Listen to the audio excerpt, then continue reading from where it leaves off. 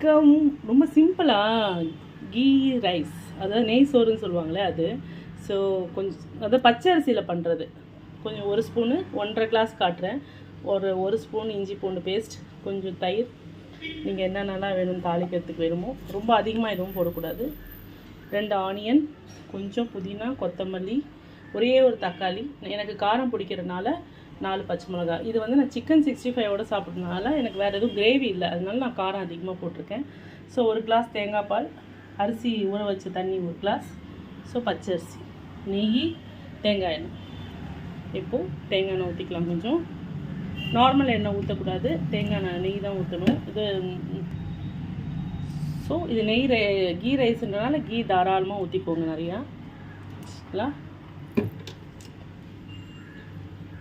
So 2 இலை, 1 பட்டை, 2 கிராம்பு எல்லாத்தையும் போட்டு தாளிச்சாச்சு.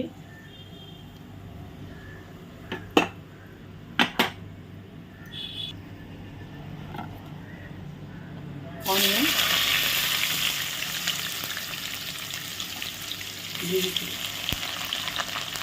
ஸ்லோவில் வச்சு தான், இதில் மெயின் என்னென்னா அந்த கலர் மாறக்கூடாது. ஸ்லோவில் வச்சு நம்ம ஃப்ரை பண்ண போகிறோம்.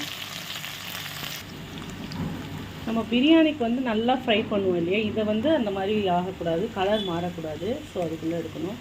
தேவையான உப்பு ஒரு ஸ்பூன் போட்டுக்கிறேன். அப்புறம் இஞ்சி பூண்டு போட்டுக்கலாம். இது ஒரு இஞ்சி பூண்டு நம்ம போட்டதுனால ஒரு 1 மினிட் கண்டிப்பாக நம்ம வதக்கி தான் ஆகணும். ஸோ மீடியம் ஃப்ளேமில் வச்சு ஃபாலோ பண்ணுங்கள், ஓகேங்களா.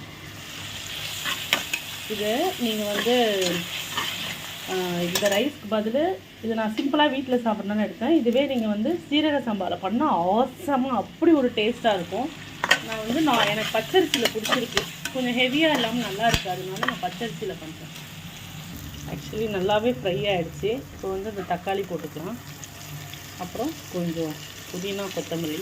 நிறையா போடக்கூடாது, அந்த கலர் மாறக்கூடாதுன்னு சொல்லுவாங்களே, அதனால் கொஞ்சமாக தான் போடணும். இந்த ஸ்டேஜில் வந்து தயிரும் போட்டுக்கலாம்.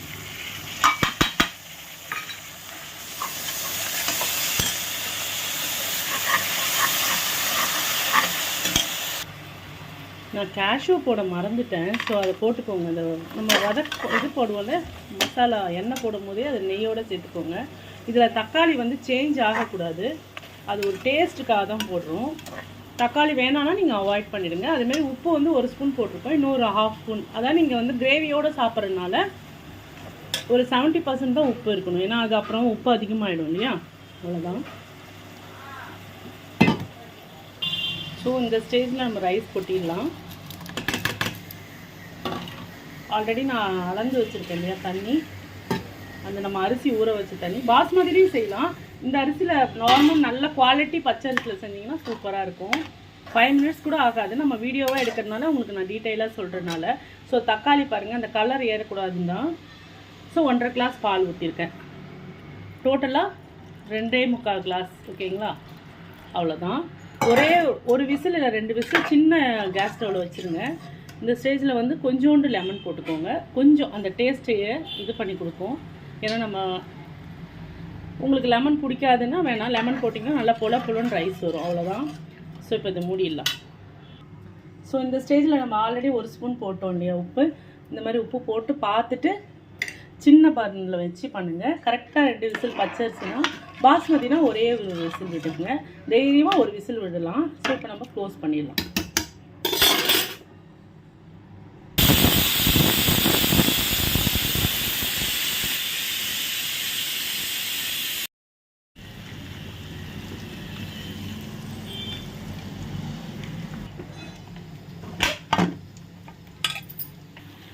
வாவ், அப்படியே ஜம்முன்னு வந்துருக்கு பாருங்கள், செம்மையா. பாய் வீட்டு நெய் சோறு, இது இல்லாமல் அவங்க வீட்டு கல்யாணமே நடக்காது. ஸோ இதோட நீங்கள் சிக்கன் கிரேவி, மட்டன் கிரேவியோடு சாப்பிட்டு பாருங்கள், செம்ம டேஸ்ட்டாக இருக்கும். ஒரே ஒரு ஸ்பூன் வந்து அந்த ஆஃப் பண்ணிவிட்டு அதை போட்டுட்டு அப்படியே மூடி வச்சுட்டு ஹாட் பேக்கில் போட்டு சர்வ் பண்ணுங்கள். அதுக்கப்புறம் பாருங்கள் எப்படி இருக்குன்னு, எப்படி பொலன்னு வந்திருக்கு. ஃபஸ்ட்டு சமைக்கிறவங்க கூட இது ரொம்ப தைரியமாக இந்த பச்சரிசியில் கீ ரைஸ் செய்யலாம்.